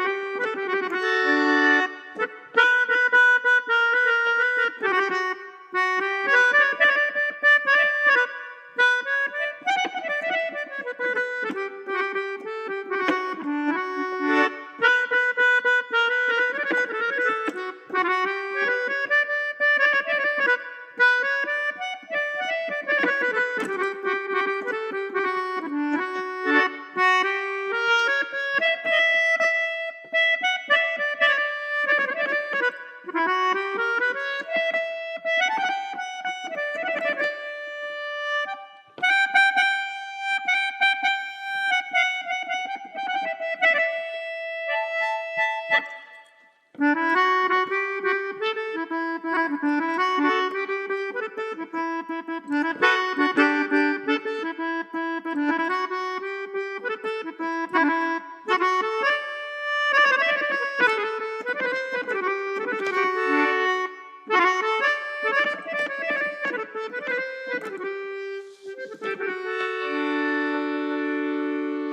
ഇപ്പോൾ ഒരു 10-15 വർഷം വരെ നമ്മളെ മാർക്കറ്റ് ചെയ്യാനായിട്ട് പ്രത്യേകിച്ച് വഴികളൊന്നുമില്ല. നമ്മൾ അറിഞ്ഞ് നമ്മൾ ചെയ്ത പ്രോഗ്രാംസ് കണ്ട് നമ്മളെ പറ്റി പറഞ്ഞു കേട്ട് അങ്ങനെയൊക്കെയാണല്ലോ നമുക്ക്.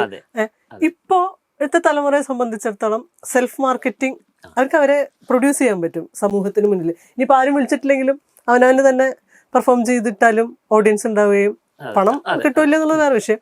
പക്ഷെ പെർഫോം ചെയ്യാനുള്ള വേദി ഡിജിറ്റലായിട്ടും അല്ലാണ്ടും ഒക്കെ ഇഷ്ടം പോലെ ഉണ്ട്. ഇപ്പോൾ ഫോട്ടോഗ്രാഫിയിലാണെങ്കിലും എഴുത്തിലൊക്കെ ആണെങ്കിലും പണ്ടെന്ന് തുടർന്ന് വന്ന ആളുകൾ ഇതിലേക്ക് സ്വിച്ച് ചെയ്യാൻ ചിലപ്പോൾ സമയമെടുക്കും, നന്നായി സ്വിച്ച് ചെയ്യുന്ന ആൾക്കാരുണ്ടോ. മ്യൂസിക്കിൽ നിങ്ങൾ ഈ പുതിയ കാലത്തോട്, പുതിയ ടെക്നോളജിയോട്, പുതിയ ഡിജിറ്റൽ മീഡിയയോട് എങ്ങനെയാണ് സ്വിച്ച് ചെയ്തത്? ഞാൻ അതിന് വേണ്ടിയായിട്ടൊന്നും ചെയ്തിട്ടില്ല ശരിക്കും. ഇപ്പോഴും ഞാൻ ഇപ്പോൾ ഇൻസ്റ്റ ഉപയോഗിക്കുന്നു, അല്ലെങ്കിൽ ഫേസ്ബുക്ക് ഉപയോഗിക്കുന്നു. എനിക്ക് അതിന്റെ ഗൗരവം ഇതുവരെ അറിയില്ല. അതെന്റെ പോരാ, അറിവുകേടാണ്. ഫേസ്ബുക്കും എനിക്ക് അറിവുകേടാണത്. ഞാൻ അതിൽ എന്തെങ്കിലും പോസ്റ്റ് ചെയ്യും, ഞാൻ എൻ്റെ ഒരു മലയാള ഭാഷ ഇടും, ഞങ്ങൾ കഞ്ഞി കുടിക്കുമ്പോൾ എന്നൊക്കെ പറഞ്ഞു. ഇത് പക്ഷെ അത് പോരാ. അല്ല, അത് നമുക്ക് അറിവില്ലാത്തതിനെ കൊണ്ടാട്ടോ. പക്ഷെ അത് ഞാൻ എന്നിട്ട് തന്നെ ഇതില്ലാണ്ട് തന്നെ ഇപ്പോൾ 10-20 ആൾക്കാർ അതിലേക്ക് വരുന്നു എന്നുള്ള വലിയൊരു കാര്യമാണ്. ഞാനൊരു മാർക്കറ്റിംഗ് ചെയ്തില്ല, ഇന്നേ വരെ ഒരു പോസ്റ്റ് പൈസ കൊടുത്തിട്ട് പോസ്റ്റ് ചെയ്യുക, അല്ലെ അതിനൊരു വിങ്. എന്നെ ഡെയിലി വിളിക്കും, സാർ ഞങ്ങൾ നോക്കിക്കോളാം, ഇത്ര റുപ്യ തന്നാൽ മതി എന്നൊക്കെ പറഞ്ഞു. ഞാൻ അതിനോട് നിന്നിട്ടില്ല ഇതുവരെ. അപ്പം എന്നിട്ട് തന്നെ ഈ ഇൻസ്റ്റ ഞാൻ ആദ്യം എന്താ തുടങ്ങി, ഞാൻ ഇത് തുടങ്ങിയ സമയം അങ്ങനെ ഉണ്ടല്ലോ, ഈ സാധനം വന്ന് തുടങ്ങിയത് ഞാൻ ഇതിൽ തുടങ്ങി. പിന്നെ എനിക്ക് തോന്നുന്നു ഇത് വല്ല തരികടായിരിക്കും, ഞാനത് ഒഴിവാക്കി. നോക്കുമ്പോൾ തുടങ്ങിയത് ഇപ്പോഴും ഉണ്ട്, അതിലാരുമില്ല.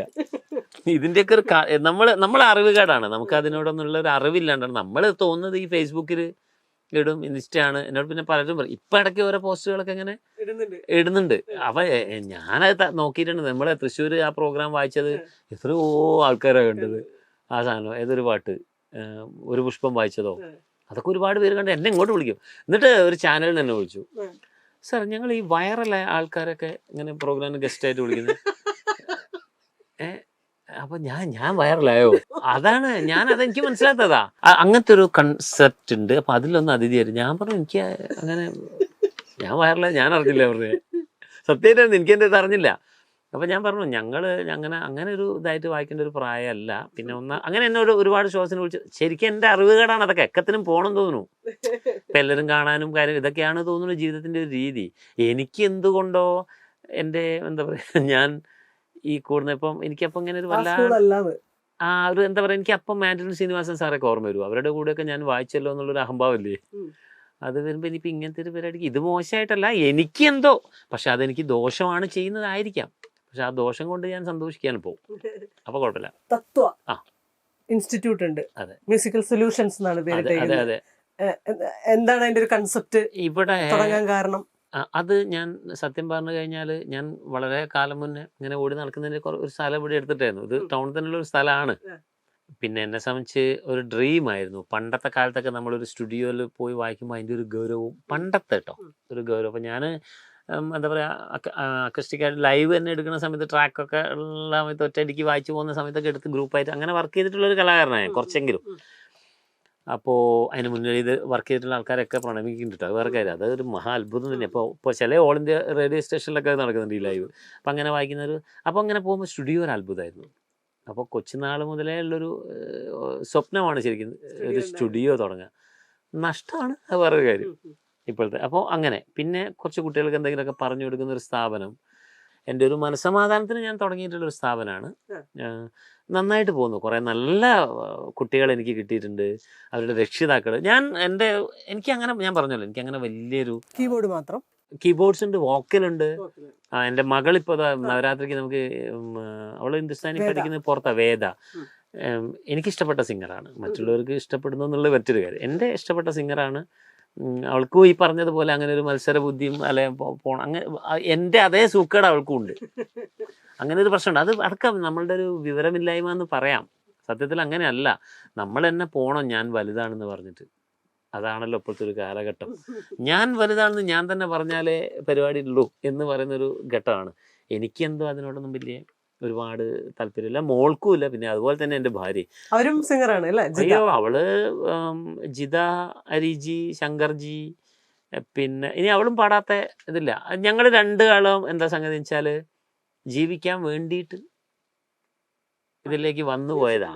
അവള് ഉഗ്രായിട്ട് പഠിക്കുകയും ചെയ്യും.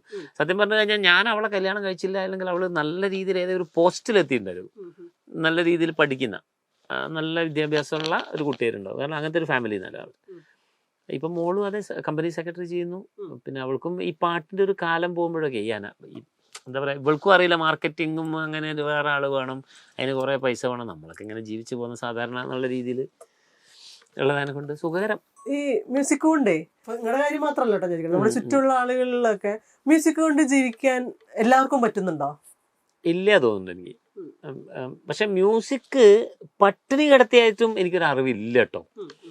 അങ്ങനെ ഒരു സംഭവം എന്തെങ്കിലുമൊക്കെ ഉണ്ടാവുന്നുണ്ടല്ലോ. ഇപ്പോൾ ഒരുപാട് ആൾക്കാർ ഇതുകൊണ്ട് തന്നെ നിൽക്കുന്നുണ്ട്. കഷ്ടപ്പാടുകൾ, വലിയ സമ്പാദ്യങ്ങളും കാര്യങ്ങളൊന്നും ചിലപ്പോൾ നമ്മൾ നേരത്തെ പറഞ്ഞത് ഇതിനോട് ചേർത്ത് പറയാൻ തോന്നുന്നു. അത് ഈ മ്യൂസിക് കോളേജുകൾ അവിടെ നിന്ന് പുറത്തിറങ്ങുന്നവർക്ക് ഈ സ്കൂൾ തസ്തികകൾ ഒഴിവാവുക എന്നുള്ളതിനപ്പുറത്ത് അതുകൊണ്ട് ഒരു പ്രശ്നം, അവർക്ക് പഠിച്ചിട്ട് എന്ത് ചെയ്യുന്നുള്ളൊരു കൺഫ്യൂഷൻ നിൽക്കുന്നുണ്ടോ? അതാ ഉണ്ടല്ലോ. അവർക്കൊരു ജോലി സാധ്യത ഇല്ല. ഇനി പോട്ടെ, ഇങ്ങനത്തെ പരിപാടികളൊക്കെ വരുമ്പോൾ ഇപ്പൊ ഗവൺമെന്റ് നടത്തുന്ന പല പരിപാടികൾ ആദ്യം പരിഗണിക്കേണ്ട ഒരു വിഭാഗക്കാരാണ് അവര്. പൈസ കൊടുത്തിട്ട് അവർക്ക് കാശ് കൊടുത്ത് ഇതെന്താ പറയുക, ഗവൺമെന്റിലുള്ള ആൾക്കാരാണ്. ഇപ്പൊ ജഡ്ജ്മെന്റാണ്, തുച്ഛമായ എമൗണ്ടിനാണ് അവിടുത്തെ ആൾക്കാരെ കൊണ്ടുവരിക. അവർ ഗവൺമെന്റ് എംപ്ലോയീസ് അല്ലേ. അങ്ങനെയല്ലെന്നേ, അങ്ങനെയൊന്നും ചെയ്യരുത്. കലയ്ക്ക് കലയുടേതായ മാനദണ്ഡം കൊണ്ട് ഞാൻ വേറൊരു പ്രധാനപ്പെട്ട കാര്യം പറയാം. അതായത് ഇപ്പൊ ഗുരുവായൂർ സംഗീതോത്സവം നടക്കുന്നുണ്ട്. ഇതും അധികൃതരിൽ ആരെങ്കിലുമൊക്കെ കേൾക്കുകയാണെങ്കിൽ ഒന്ന് ഗൗനിച്ചാൽ കൊള്ളാം. അതായത് സംഗീതോത്സവം അവിടെ വരുന്നവർക്ക് 5 പൈസ കൊടുക്കുന്നില്ല, ഒരു പൈസയും കൊടുക്കുന്നില്ല. അവിടുന്ന് മര്യാദക്കുള്ള ഒരു ട്രീറ്റ് പോലും കൊടുക്കുന്നില്ല എന്ന് ഞാൻ തുറന്നു പറയും. അറ്റ്ലീസ്റ്റ് അതിന്റെ കാര്യം എന്താ വെച്ചാൽ, ഇപ്പൊ തിരുപ്പതി നമ്മളൊരു കച്ചേരി വായിച്ചു കഴിഞ്ഞാൽ, ഞാൻ വായിക്കുന്ന സമയം വരെ 35,000 രൂപ വരെ ഉണ്ട് അവിടെ. ഞാൻ പോകുന്ന സമയം വരെ കൊടുക്കുന്നുണ്ട് ഒരു കച്ചേരി നടത്തുന്നവര്. ഇപ്പൊ ഗുരുവായൂർ സംഗീതോത്സവം എന്ന് പറഞ്ഞാൽ, ഓഫ് കോഴ്സ് ഞാനൊരു കാര്യം പറയാം. സംഗീതോത്സവത്തിന് അരങ്ങേറ്റം അല്ലെങ്കിൽ അവിടെ ഒരു വേദി പങ്കിടണം, അല്ലെങ്കിൽ അവിടെ ഭഗവാന്റെ മുന്നിൽ 5 മിനിറ്റ് പാടാൻ കുട്ടികളുണ്ട്, അവർ പാടിക്കോട്ടെ. അവർക്ക് നമ്മൾ അവസരം കൊടുത്താൽ മതി, അവർക്കൊന്നും കൊടുക്കണം. കാരണം അവര് ഒരു അവിടെ ഇതായിട്ട് അതിനുശേഷം അരമണിക്കൂർ കച്ചേരിയും 1 മണിക്കൂർ കച്ചേരിയും ഉണ്ട്. ഈ 1 മണിക്കൂർ കച്ചേരികളൊക്കെ ഈ ഇതിന് വരുന്ന എങ്ങനെയാണ്, 10 പൈസ കൊടുക്കാണ്ട് സ്വന്തം ചെലവിൽ വന്ന് സ്വന്തം നമ്മൾ പരിപാടി എടുത്തു. നല്ലൊരു റൂം കൂടി അവർ കൊടുക്കുന്നില്ല. അത് തുറന്ന് പറയണ്ടാണ്. എൻ്റെ അടുത്ത് ആ കാര്യങ്ങളൊക്കെ ചോദിച്ചു കഴിഞ്ഞാൽ ഞാൻ കൃത്യമായിട്ട് പറയും. അങ്ങനെ ചെയ്യരുത്. എൻ്റെ അടുത്ത് ഞാൻ തുടക്കം തന്നെ ഞാൻ പറഞ്ഞു, എനിക്ക് ഇന്ന സ്ഥലത്ത് വേണം റൂം. അവിടെ ഗവൺമെന്റ് ഇല്ല കച്ചേരി വായിക്കുന്നതിനൊന്നുമില്ല. ആദ്യം കുറച്ച് വലിയ വിളക്കായിരുന്നു, ഇപ്പൊ ചെറിയ വിളക്കായി, ചെറുതായി വരിക. ഇനിയിപ്പോൾ എന്താ കിട്ടുകയെന്ന് അറിയില്ല. അങ്ങനത്തെ ഒരു അത് മാറണം. നമ്മളെ ഗുരുവായൂർ ദേവസ്വത്തിലൊക്കെ എത്ര വരുമാനമുണ്ട്? ഒരു കലാകാരന് ട്രാവലിംഗ് എക്സ്പെൻസ് ഏത് വലിയ ആൾക്കാരാണെങ്കിലും ഒരു എമൗണ്ട് ആ 1 മണിക്കൂർ കച്ചേരി നടത്തുന്ന ആൾക്കാർക്കും അരമണിക്കൂർ കച്ചേരി നടത്തുന്ന ആൾക്കാർക്കും കൊടുക്കണം. ഇതുകൊണ്ട് ജീവിക്കുന്ന ആൾക്കാരാ. ഇതെന്താണെന്ന് പറയുക, ഭക്തിയെ മിസ്യൂസ് ചെയ്യണം അവിടെയുള്ള ആൾക്കാർ, അതോറിറ്റീസ്. ആ ഭക്തി കൊണ്ട് ഭഗവാനെ തൊഴാനാണ് അവർ വരുന്നത്. ഈ അന്ന് വരുന്ന തൊഴുന്നല്ലാണ്ട് പിന്നെ അവിടെ കയറി അറ്റ്ലീസ്റ്റ് അവിടെ വരുന്ന ആൾക്കാർക്ക് ഒരു വർഷം 1 മണിക്കൂർ കച്ചേരി, ഒരു വർഷത്തേക്ക് ഭഗവാനെ തൊഴാനുള്ളൊരു പാസ് കൊടുക്കാലോ. ഏത് സമയത്തുള്ള അത് ചെയ്യാലോ. കാരണം ഇവിടെ ഫ്രീ ആയിട്ടല്ലേ ചെയ്യണത്. ഒന്നുമില്ല. മഹാമോശമാണ് ഡീലിങ്സ്. അത് അവിടുത്തെ കാര്യങ്ങൾ നമ്മൾ അങ്ങനെ ആവരുത്. അത് ചാൻസ്, അതായത് കലാകാരന്മാരെ മിസ്യൂസ് ചെയ്യണത്. കലാകാരന്മാർ പോവും. അങ്ങനെ പല സംഘടനകളുണ്ട് കേട്ടോ. ബാറ്റ കൊടുക്കുന്ന സംഘടന ഉണ്ട്, വലിയ സംഘടന എന്ന് പറയും. രാവിലെ വന്നിട്ട് ഹോട്ടലിൻ്റെ മുന്നിൽ 200 രൂപ നിങ്ങളുടെ ബാറ്റയാണെന്ന്. അങ്ങനെ നടക്കുന്നവരുണ്ട്. അങ്ങനെ നടത്തുന്ന സംഘടനകളുണ്ട്. ഇത്ര ദിവസം ഫെസ്റ്റിവൽ നടത്തുന്നു, 200 രൂപ. ശേഷോപാൽ സാറിനടക്കം 200 രൂപ ബാറ്റ കൊണ്ട് കൊടുക്കുക രാവിലെ. കലാകാരന്മാർ പോകുന്നത് അത്യാവശ്യം സൗകര്യങ്ങളും കാര്യങ്ങളും കൊടുക്കണം. കലാകാരന്മാരല്ലേ, എല്ലാവർക്കും കിട്ടുന്ന സൗകര്യം, വീട്ടിൽ കിട്ടുന്ന സൗകര്യം കൊടുക്കണം. ഗുരുവായൂർ പോയി കഴിഞ്ഞാൽ എന്താ പറയുക, എല്ലാ കാര്യത്തിനും ഇപ്പം ഉണ്ടല്ലോ, അവരൊക്കെ വന്നോളും, നടത്തിക്കോളും. അവർക്കെന്തോ ഈ സ്റ്റാഫുകൾക്കാണ്, ഗുരുവായൂർ അപ്പനുണ്ടാവില്ല. അത് മാറണം. അതിനെ ശ്രദ്ധിക്കുന്ന ആൾക്കാർ ഭരണസമിതിയിൽ വരണം. കലാകാരന്മാർ അവിടെ സ്ഥിരമായിട്ട് അതുമല്ല, ഒരു വർഷത്തിൽ ഇത് മാറ്റാലോ. ഇത് ആജീവനാന്തം കുറേ ആൾക്കാരുണ്ട് അവിടെ. അതിൽ കലാകാരന്മാരെന്ന് പറയുന്ന ആൾക്കാരും വളരെ കുറവാണ്. അതാ രസം. ഇവരൊക്കെ കലാകാരന്മാരെന്ന് അവിടെയുള്ള ആൾക്കാരുടെ അടുത്ത് അങ്ങ് പ്രചരിപ്പിച്ച് ഈ കാര്യങ്ങൾ നടത്തുന്നു എന്നുള്ളത് ഞാൻ തുറന്നു പറഞ്ഞു കഴിഞ്ഞാൽ പിന്നെ ഭയങ്കര പ്രശ്നമാവും നമ്മൾ അവിടെ നിർത്താം. അതൊക്കെ മാറണം. കലാകാരന്മാർക്ക് ആവശ്യമായ ട്രീറ്റ് കൊടുക്കണം. പൈസ ഇല്ലാണ്ടാണ് പോണത്. ഇതുകൊണ്ടാണ് എല്ലാവരും നല്ല എഗ്രിമെൻറ്റും നല്ല തുകയൊക്കെ വാങ്ങി പോണത്. അത് എല്ലാവർക്കും കിട്ടണം കേട്ടോ, എല്ലാ കലാകാരന്മാർക്കും കിട്ടണം. ഞാൻ പറഞ്ഞത് പഠിക്കുന്ന കുട്ടികൾ അവിടെ വന്ന് അരങ്ങേറ്റം ചെയ്യും, അത് അവരുടെ ആവശ്യമാണ്. ഇത് മറ്റവരുടെ ആവശ്യം. ഇത് നാട്ടുകാർക്ക് ഇതിൽ വലിയ ആൾക്കാരെ വിളിക്കും. ഈ പോകുന്ന ആൾക്കാരോടാണ് ഞാൻ പറഞ്ഞത്, ഇനി നമുക്കൊക്കെ നിർത്താനായി തോന്നുന്നു അങ്ങനെ പോക്ക്. ആരെങ്കിലുമൊക്കെ പറയണമല്ലോ, പറഞ്ഞിട്ട് അത് മാറണം. അതേപോലെ തന്നെയാണ് ശബരിമലയിലും. ഞങ്ങളിപ്പോൾ ശിവമണി സാറ് ഞങ്ങളൊക്കെ കൂടെ പോകുന്നു, കയറുന്നത് മുതലുള്ള പൈസ നമ്മൾ കൊടുത്തു പോയി വായിക്കുക. അറ്റ്ലീസ്റ്റ് ഇങ്ങനെ ഒരു കലാകാരൻ വരുമ്പോൾ ആ സാധനങ്ങൾ അവിടെ എത്തിക്കാനുള്ള ഒരു സെറ്റപ്പും ഒരു താമസിക്കാനുള്ള ഒരു സെറ്റപ്പും അവർ ഇൻവൈറ്റ് ചെയ്യുമല്ലോ തീർച്ചയായിട്ടും. അല്ല ഞാൻ പറയട്ടെ, ഇപ്പം എല്ലാ ദിവസവും അവിടെ ഒരു പരിപാടി, ആ അമ്പലത്തിലൊക്കെ കലാപരിപാടി വെച്ചോടെ, അത്ര വരുമാനമുള്ളല്ലേ. അവിടെ ഈ പറഞ്ഞ വന്നുകൊണ്ടിരിക്കുന്ന ചാടിക്കളിക്കുന്ന സെലിബ്രിറ്റികളെ മാത്രം പരിപാടി വെക്കരുത്, എല്ലപ്പോഴും ഈ ഓരോ ഗവൺമെൻറ്റും ചെയ്യുന്നത് പോലെ. അതല്ല, ഈ സാധാരണ കലാകാരന്മാരല്ല, കലാകാരന്മാരുടെ ഏതോ XY അവിടെ പോകുമ്പോൾ ഒരു ബഡ്ജറ്റ് അറ്റ്ലീസ്റ്റ് അത് കൊണ്ടുപോകാനുള്ളൊരു ട്രാവലിംഗ് ഫെസിലിറ്റീസ് മീൻസ് മല കയറി. ഇത് നമ്മൾ തന്നെ ഇപ്പോൾ അണ്ണനും നമ്മൾ ഓരോരുത്തരും പൈസ കൊടുത്തിട്ട് കൂലി വിളിച്ചിട്ടും അല്ലെങ്കിൽ വണ്ടി വിളിച്ചിട്ടൊക്കെയാണല്ലോ അവിടെ എത്തിക്കുന്നത്. ഇനി മറ്റൊരു കാര്യം എന്ന് വെച്ചാൽ ആ തിരക്കിനിടയിൽ ഇത് കാണാൻ ആൾക്കാരുണ്ടല്ലോ, അത്രയും വരുമാനമുള്ളല്ലേ. എവിടെ അവർ കലാകാരന്മാരെ സപ്പോർട്ട് ചെയ്യുന്നുണ്ടെന്ന് പറയുന്നത്? ഇങ്ങനെയുള്ള ക്ഷേത്രങ്ങളിൽ ദിവസവും വെക്കണം, അതിനൊരു ബഡ്ജറ്റ് മാറ്റി വെച്ചാൽ എന്താ? കണ്ണ് കണ്ടതിന് കട്ടും മുടിച്ചും ഒക്കെ പോകുന്നില്ലേ ഏത് ഗവൺമെൻറ് ആയാലും? ഉറപ്പല്ലേ? ഞാൻ പറഞ്ഞത് തെറ്റില്ലല്ലോ. അപ്പോൾ ശബരിമല അല്ലെങ്കിൽ ഏതൊരു അമ്പലമായിക്കോട്ടെ, സീസൺ സമയത്ത് 41 ദിവസവും ശബരിമലയിൽ നമ്മളൊരു പരിപാടി ദിവസവും ഓരോ കലാകാരന്മാർക്ക് 2 വിധം കലാകാരന്മാർക്ക് വെക്കാൻ പറ്റും അല്ലേ? അതിനൊരു ബഡ്ജറ്റ് മാറ്റി വെക്കുന്നതിന് എന്താ? വഴിപാടായിക്കോട്ടെ, ട്രാവലിംഗ് എക്സ്പെൻസാണ് ഞാൻ പറയണത്, പേയ്മെൻറ്റ് കൊടുക്കണ്ട. അതെല്ലാം കൂടെ ചേർത്ത് ഒരു ബഡ്ജറ്റ് വെച്ച് കഴിഞ്ഞാൽ ഒരു കലാകാരന്മാരെ സംരക്ഷിക്കുന്നൊരു സെഷൻ ആവില്ലേ അത്? എത്ര കലാകാരന്മാർക്ക് വേദി, അവിടെയൊക്കെ വരുമാനം ഉണ്ടല്ലോ, ഇഷ്ടം പോലെ വരുമാനമല്ലേ. അവർക്കൊന്ന് നേരെ തൊഴാനുള്ളൊരു അവസരവും അതൊക്കെ ചെയ്തു കൊടുക്കണം. അല്ലാണ്ട് കലയെ ഞങ്ങൾ ഭയങ്കരമായിട്ട് പ്രൊമോട്ട് ചെയ്യുന്നുണ്ട് എന്നൊക്കെ പറഞ്ഞിട്ട് എനിക്ക് അതിനോട് പുച്ഛ, എനിക്കങ്ങനെ തോന്നിയിട്ടുമില്ല. അതാണ് എൻ്റെ കാര്യം. ഇതൊക്കെ നടക്കുമെന്ന് വിചാരിക്കും, ആരെങ്കിലൊക്കെ കേട്ടാൽ നടക്കട്ടെ. നമുക്ക് ശങ്കർ മഹാദേവന്റെ ആ ബ്രത്ത്ലെസ് ഇല്ലേ, അത് വായിക്കോ? അത് ബ്രത്ത്ലെസ്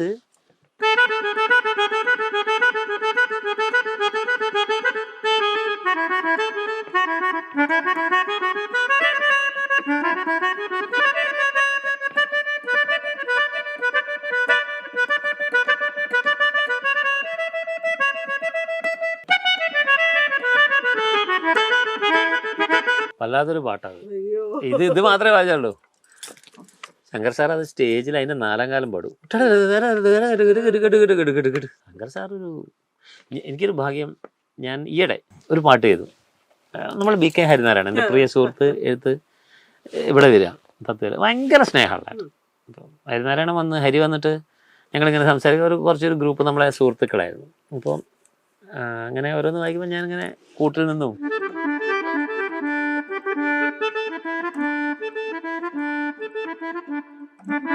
അങ്ങനെ കുറേ പാട്ടൊക്കെ ഇങ്ങനെ വായിച്ച് സന്തോഷിച്ച്. അപ്പോൾ അതിലൊരാൾ പറഞ്ഞു, നിങ്ങൾ ഇങ്ങനെയൊക്കെ എന്തെങ്കിലുമൊക്കെ ചെയ്യ് എന്ന് പറഞ്ഞപ്പോൾ അങ്ങനെ ഒരു പാട്ടുണ്ടായി. ആ പാട്ട് എഴുതി, കൃഷ്ണന്റെ പാട്ടായിരുന്നു. പാടൂ ബാസുരി. ശങ്കർ സാറൊക്കെ, ഞാൻ അവിടെയാണ്, ശങ്കർ സാറ് ഹരിജിയാലും അവരൊക്കെ ഒരു പാട്ടിന് വാങ്ങുന്ന അത്രത്തോളം പൈസയൊക്കെയാണ് ഓരോ പാട്ടിനും. അപ്പം ഞാൻ ഈ പാട്ട് ചെയ്ത് ഇവിടുന്ന് ഒരു മോൻ വിഷ്ണു എന്ന് പറഞ്ഞൊരു കുട്ടീനെ കൊണ്ട് ട്രാക്ക് പഠിച്ച്, പിന്നെ എൻ്റെ ആകാശ് എന്ന് പറഞ്ഞ ഇന്ത്യയിലെ one of the best youngster ഫ്ലോട്ടിസ്റ്റാണ് ആകാശ്. ആദ്യം പാട്ട് കഴിഞ്ഞ ശേഷം ഞാൻ ആകാശിനെ അയച്ചു കൊടുത്തു. ആകാശ് എങ്ങനെ 4 ഇത് എനിക്ക് അങ്ങനെ ദൈവമായിട്ട് കുറേ ഫ്രണ്ട്സുകളെ തന്നിട്ടുണ്ട്. അവൻ വായിച്ചു തന്നപ്പോൾ ഇതിൻ്റെ ലെവൽ മാറി. ആകാശ് അവൻ്റെ ഒരു സ്റ്റൈൽ ഓഫ് പ്ലേയിങ് അത് തന്ന്. പിന്നെ എൻ്റെ അനുജൻ, പ്രിയപ്പെട്ട ഏറ്റവും എല്ലാവർക്കും ഫേവറേറ്റ് സ്റ്റീഫൻ ദേവസി, ഞാൻ സ്റ്റീഫൻ, എൻ്റെ സ്റ്റീഫൻ ചെക്കന് ഞാൻ ഇത് അയച്ചു കൊടുത്തു. അവന് ഞാൻ അങ്ങനെയാണ് കേട്ടോ. അപ്പോൾ ഞാൻ അവനെ അയച്ചു കൊടുത്തു. സ്റ്റീഫൻ അതിനൊരു പിയാനോ പാവം എവിടെയൊക്കെ അമേരിക്കയിൽ പൂര യാത്രയിലായിരുന്നു. അവർ പ്രകാശേട്ടാ എൻ്റെ അടുത്ത് ഒന്നുമില്ല ലാപ്ടോപ്പ് അങ്ങനെയാണെന്നൊക്കെ പറഞ്ഞിട്ട് ഏതോ സമയത്ത് കുറച്ച് പിയാനോ വായിച്ചു തന്നു. അതിനുശേഷം എൻ്റെ ഇതേപോലെ തന്നെ ഒരു പ്രോഗ്രാമിങ് ചെയ്യുന്ന മധു എന്നിട്ട്, അപ്പോൾ അവനോട് കുറച്ച് ആഡ് ചെയ്യാൻ പറഞ്ഞു. എന്തെങ്കിലുമൊക്കെ ശബ്ദം തരടാ എന്ന് പറഞ്ഞപ്പോൾ അവനും വായിച്ചു. റിതമൊന്നുമില്ല. അങ്ങനെ ഈ പാട്ടായി. എനിക്കെപ്പോഴും ഞാൻ പറഞ്ഞല്ലോ വടി കൊടുത്ത് അടി വാങ്ങി ഇതിപ്പോൾ ആരോടെ ചോദിക്കുക പൈസ ഇല്ലല്ലോ. ശങ്കർജിക്ക് ഈ ട്രാക്ക് അയച്ചു. ശങ്കർജിക്ക് അപ്പം തന്നെ കേട്ടോ അപ്പോൾ വാട്ട് എ സോങ് മാൻ ഞാൻ പാടിക്കൊള്ളാന്നൊക്കെ പറഞ്ഞു. എന്നോട് ഇങ്ങോട്ട് ഞാൻ പാടും തരുമെന്ന് പറഞ്ഞു. ശങ്കർ സാർ അത് പാടി, ഒരു പൈസയും കൊടുക്കാൻ പാടിയിട്ട് എനിക്ക് ഏറ്റവും ബഹുമാനം തോന്നിയെന്ന് അറിയാം. ഞാൻ സാറിനോട് സാറേ എനിക്ക് ചെറിയ വീഡിയോ പാടുന്ന പോലെ അല്ലല്ല എൻ്റെ അടുത്ത് മെസ്സേജ് ഉണ്ട് സാർ അത് അപ്പടിയൊന്നല്ല ഞാനത് വീഡിയോ പെർഫെക്റ്റായി എടുത്തിട്ട് ഞാൻ തരും പറഞ്ഞു. എന്നിട്ട് മൂപ്പർ അതിന് വേണ്ടി അദ്ദേഹത്തിൻ്റെ സ്റ്റുഡിയോയിൽ ലൈറ്റൊക്കെ ചെയ്ത് അപ്പോൾ ആ പാട്ട് അദ്ദേഹത്തിന് അത്ര ഈയിടെ 2 ദിവസം മുന്നേ എന്നെ വിളിച്ചപ്പോൾ പ്രകാശ് ആ പാട്ട് നിർബന്ധം നാഷണൽ അവാർഡിന് കൊടുക്കണം വോയിസ് മെസ്സേജ്. അപ്പം അതൊക്കെ എന്നെ പിന്നെ അത് അവിടെ സക്കീർ ഹുസൈൻ സാർ അടക്കമുള്ളൊരു ഗ്രൂപ്പിലൊക്കെ ആ പാട്ട് കേട്ടിട്ട് നല്ല അഭിപ്രായമായിട്ട് ശിവാണൻ്റെ വൈഫ് എനിക്ക് കുറേ റിപ്ലൈസ് ഒക്കെ അങ്ങോട്ട് അയച്ചു. നിർമാല്യ രൂപൻ നിന്നോട് ചേരും യാമം ശ്രീമയമല്ലേ പ്രേമം മായികമല്ലേ പാടൂ ബാസുരി നീ വേണ്ടും രാധാമാധവൻ ചുണ്ടിൽ പകരും ശ്രീരാഗം. അതേപോലെ തന്നെ ഹരീഷ് എന്നെ സന്തോഷം എന്ന് വെച്ചാൽ ഇപ്പോൾ ചെയ്യുന്ന പുതിയൊരു പടം ഇതൊക്കെ ഇന്നിപ്പോൾ എൻ്റെ പ്രിവ്യൂ കാണണം. റീ റെക്കോർഡിങ് നടന്നുകൊണ്ടിരിക്കുക. 2 പാട്ട് ചെയ്തു. ഹരിനാരായണൻ തന്നെയാണ് വരി, ഇടിയും മിന്നലും എന്നാണ് പേര്. രസമുണ്ട്. അപ്പോൾ പാട്ട് മാത്രം അതോ മൊത്തം റീ റെക്കോർഡിങ് അടക്കം മൊത്തം. അപ്പോൾ പാട്ട് 2 പാട്ട് എനിക്ക് ഒന്ന് ഹരിജി പാടി ഒന്ന് ശങ്കർജി പാടി, 2 ആളും പാടി തന്നു. പിന്നെ അതിനപ്പുറത്തേക്ക് എനിക്കൊരു ചിന്ത വരുന്നില്ല ഇപ്പം വേറൊരു പാട്ടുകാരൻ ആരും മോശമായിട്ടല്ല. നമുക്ക് ഇവിടെ ഉള്ളൊരു പാട്ടുകാരനെക്കാട്ടിലും എനിക്ക് സാർ എനിക്ക് പാടിത്തരണം കാശില്ല എന്ന് പറയാൻ പറ്റിയിട്ടില്ല. ബന്ധമുള്ള അതൊരു സൗഹൃദമായിട്ടോ ഒരിക്കലും മിസ്യൂസിങ് അല്ല. ഒരു അങ്ങനെ 2 ആളും പാടി. അതാണ് സിനിമാ കഥ അത്രേ ഉള്ളൂ. പിന്നെ മറ്റുള്ള ആദ്യം ചെയ്ത സിനിമ എന്താ വെച്ചാൽ ഫസ്റ്റ് ഞാൻ ചെയ്തത് പ്രിയങ്കരൻ എന്ന് പറഞ്ഞൊരു പടം. അത് വേറെ ഞാൻ അസിസ്റ്റ് ചെയ്യാൻ പോയതാ. ഒരു മ്യൂസിക് ഡയറക്ടർ എന്തൊക്കെയോ ചെയ്തു. അപ്പോൾ പിടിക്കാണ്ടായപ്പോൾ നാളെ ഷൂട്ട്. ഇത്രയും സൗകര്യങ്ങളൊന്നുമില്ല ഇവിടെ. അന്നൊരു ശ്രീരാഗം അങ്ങനെ സ്റ്റുഡിയോ ഉണ്ടായിരുന്നു. പാട്ട് വേണം ജഗതി ചേട്ടനൊക്കെ അഭിനയിച്ചൊരു പാട്ടാണ്. അങ്ങനെ ആ പാട്ട് കാണാൻ പറഞ്ഞപ്പോൾ അന്ന് രാത്രി തന്നെ കുത്തി ഞാൻ തന്നെ ചെയ്ത് ഉണ്ടാക്കി. അത് എൻ്റെ വൈഫ് പാടി. കാരണം വൈഫും ശ്രീനിവാസനും പാടി. പിറ്റേ ദിവസം ഷൂട്ടിന് ട്രാക്കൊക്കെ കൊടുത്തു. അങ്ങനെയൊക്കെ തട്ടിമുട്ടി സിനിമയുടെ ഗൗരവം അറിയാതെ എന്നുള്ളതാണ്.